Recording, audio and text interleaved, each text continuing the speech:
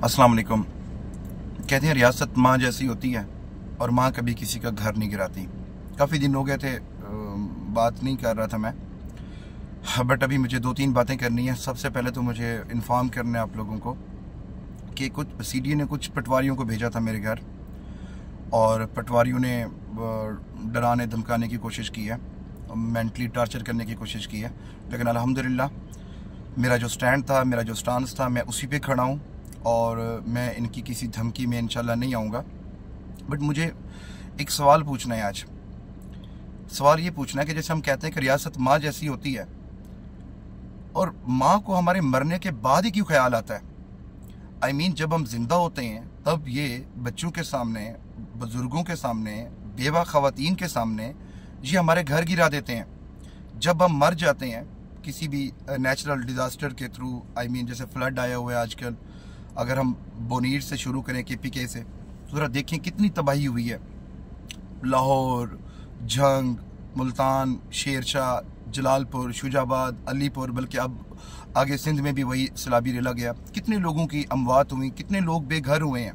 जब लोग बेघर होते हैं तो तब जाके ये उनको कहते हैं जी हम, जैसे रात जलालपुर पीरवाला में कश्ती डूबी है, लोगों की अमवात हुई है, तो तब ये जाके अब ऐलानात आप सुन रहे हैं टीवी पे, अब ये कहेंगे, बल्कि कहते आ रहे हैं जी हम इनको जो बेघर हुए हैं इनको घर देंगे, जिनकी अमवात हुई है तो हम इतने पैसे देंगे।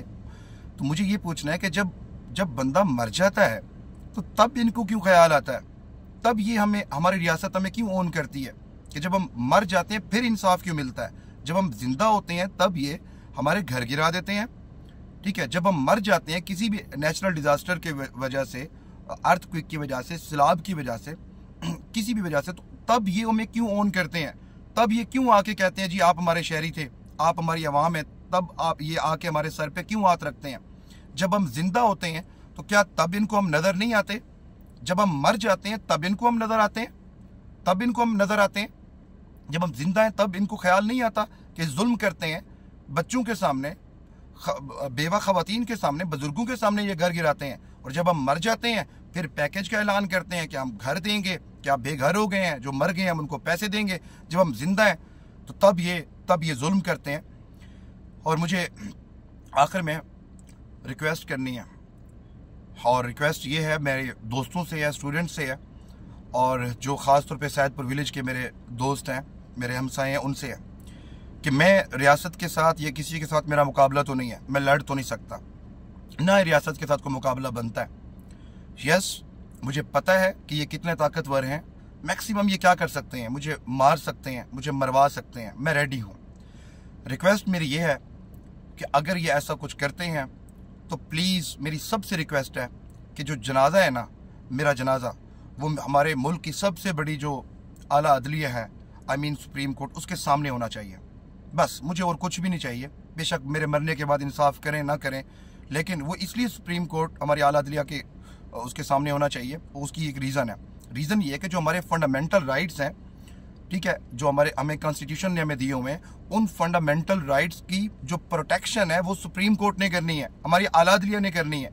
जब हमारे जीते जी, जब हम जिंदा हैं तो हमारे फंडामेंटल राइट्स की प्रोटेक्शन नहीं हो रही, तो शायद मेरे मरने के बाद जो बाकी लोग हैं, शायद उनके लिए ये ऐसा हो कि हमारे आला अदलिया को ख्याल आ जाए कि ये जुल्म हो रहा है, ये जुल्म हो रहा है। एक साइड से ये हमारे घर, एक साइड पे सैलाब खा रहा है, ठीक है। मुझे पता है कि सैलाब के बाद जो बेघर लोग हैं वो किस तकलीफ में होंगे, किस तकलीफ में होंगे, आई नो, क्योंकि 2010 में मेरा आंखों देखा हाल है कि घर चले गए हैं, जैसे आप लोगों के घर जा रहे हैं। मुझे पता है उसके बाद क्या मसाइल आएंगे, या अभी राइट नो वो किस तरह वो ज़िंदगी गुजार रहे हैं, किस मुसीबत में है वो, किस तकलीफ में है। मैं समझ सकता हूँ, ठीक है, क्योंकि मैंने ये चीज़ फेस की हुई है।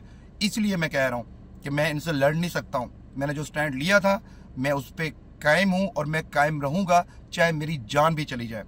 और अगर, क्योंकि ये ताकतवर हैं और मेरा इनसे कोई, स्टेट के साथ किसी से कोई मेरा मुकाबला नहीं है, ना ही मैं कर सकता हूँ, लेकिन अगर ये इस हद तक जाते हैं तो मेरी सबसे रिक्वेस्ट है अपने दोस्तों से, सैदपुर के जो मेरे हमसाए हैं, भाई हैं, उनसे, मेरे स्टूडेंट्स से, क्योंकि वैसे भी इस शहर में मेरे जो स्टूडेंट्स हैं वही मेरे वारिस होंगे या दोस्त हैं मेरे, उनसे मेरी रिक्वेस्ट है कि अगर ये ऐसा कुछ करते हैं तो जनाजा जो है वो आला अदलिया के सामने, उसी अदालत के सामने होना चाहिए जिन्होंने हमारे फंडामेंटल राइट्स की प्रोटेक्शन करनी थी।